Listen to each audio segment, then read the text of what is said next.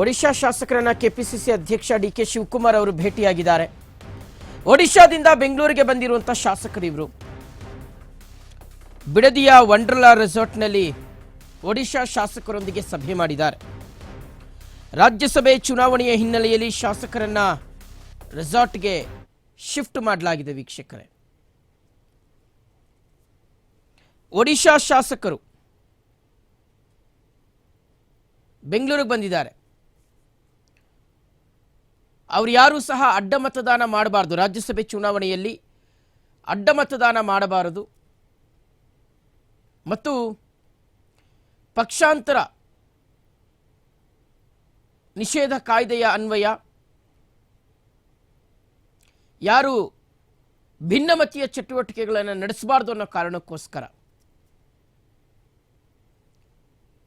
Operation ಕಮಲಕ್ಕೆ ಗುರಿಯಾಗಬಾರದು ಅನ್ನೋ ಕಾರಣಕ್ಕೋಸ್ಕರ ಅವರೆಲ್ಲರನ್ನ ಬೆಂಗಳೂರಿಗೆ ಕರ್ಕೊಂಡು ಬಂದು ವಂಡರ್ಲಾ ರೆಸಾರ್ಟ್ನಲ್ಲಿ ಇರಿಸಲಾಗಿದೆ.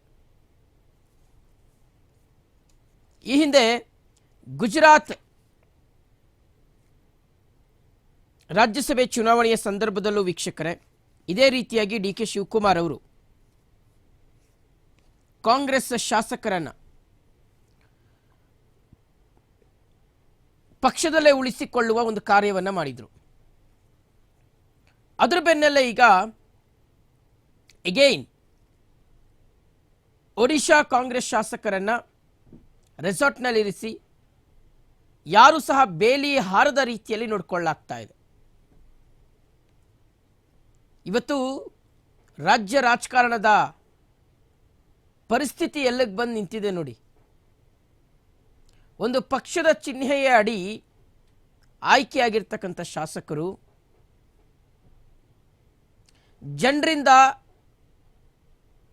ಸಂವಿಧಾನಬದ್ಧವಾಗಿರ್ತಕ್ಕಂಥ ಮತವನ್ನು ಗಳಿಸಿ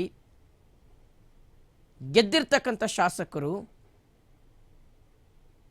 ಯಾವುದೋ ಒಂದು ಎಲೆಕ್ಷನ್ಗೋಸ್ಕರ, ಅದು ರಾಜ್ಯಸಭೆ ಚುನಾವಣೆಯೋ ಪರಿಷತ್ ಚುನಾವಣೆಯೋ ಎಲ್ಲ ತಮ್ಮ ಮತ ಶಾಸಕರುಗಳ ಮತ ಗಣನೆಗೆ ತೆಗೆದುಕೊಳ್ಳಲಾಗುತ್ತೋ ಅಂಥ ಎಲೆಕ್ಷನ್ಗಳಲ್ಲಿ ಎಷ್ಟು ಕೆಟ್ಟದಾಗಿರ್ತಕ್ಕಂಥ ವರ್ತನೆ ಶಾಸಕರು ತೋರಿಸ್ತಾರೆ ಅಂದರೆ, ಇವರನ್ನ ಜನರಿಂದ ಆಯ್ಕೆಯಾಗಿರ್ತಕ್ಕಂಥ ಶಾಸಕರುಗಳನ್ನು ಇನ್ನೊಂದು ರಾಜ್ಯಕ್ಕೆ ಕರ್ಕೊಂಡು ಹೋಗಿ ಅವರನ್ನು ಒಂದು ರೆಸಾರ್ಟ್ನಲ್ಲಿಟ್ಟು ಕಾಪಾಡ್ಕೊಳ್ಬೇಕಾದಂಥ ಪರಿಸ್ಥಿತಿ. ಇದು ಇವತ್ತು ಪ್ರಜಾಪ್ರಭುತ್ವದಲ್ಲಿ ನಡೀತಾ ಇರ್ತಕ್ಕಂಥ ರೀತಿ. ಅದು ದೊಡ್ಡದಾಗಿ ಫೋಟೋಗೆ ಬೇರೆ ಫ್ರೇಮ್ ಕೊಡೋದು. ನಾಚಿಕೆ ಆಗಲ್ವಾ ನಿಮ್ಮ ರಾಜ್ಯವನ್ನು ಬಿಟ್ಟು ಬರೋದಿಕ್ಕೆ ಇಲ್ಲಿಗೆ?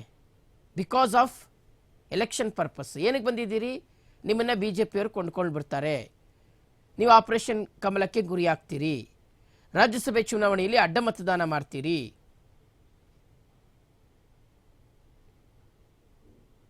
ನಿಮಗೆ ನಿಮ್ಮ ಪಕ್ಷಕ್ಕೆ ನಿಷ್ಠರಾಗಿರ್ಲಿಕ್ಕೆ ಸಾಧ್ಯ ಆಗೋದಿಲ್ಲ ಅಂದಮೇಲೆ ನಿಮ್ಮ ಕ್ಷೇತ್ರದ ಮತದಾರರಿಗೆ ಹೆಂಗ್ರಿ ನಿಷ್ಠರಾಗಿರ್ತೀರಿ ನೀವು? ನಿಮ್ಮ ಕ್ಷೇತ್ರದಲ್ಲಿ ಈಗ ಏನಾದರೂ ಸಮಸ್ಯೆ ಆದರೆ ಯಾರು ನೋಡ್ಕೋತಾರೆ? ಈಗ ಬಂದಿದ್ದೀರಲ್ಲ ಅಷ್ಟು ಜನ ಶಾಸಕರು, ನಿಮ್ಮ ಕ್ಷೇತ್ರದಲ್ಲಿ ಸಮಸ್ಯೆ ಆದರೆ ಯಾರು ನೋಡ್ಕೋತಾರೆ ನಿಮ್ಮನ್ನು? ಮಾತೆತ್ತಿದ ರೆಸಾರ್ಟ್ ಪಾಲಿಟಿಕ್ಸು.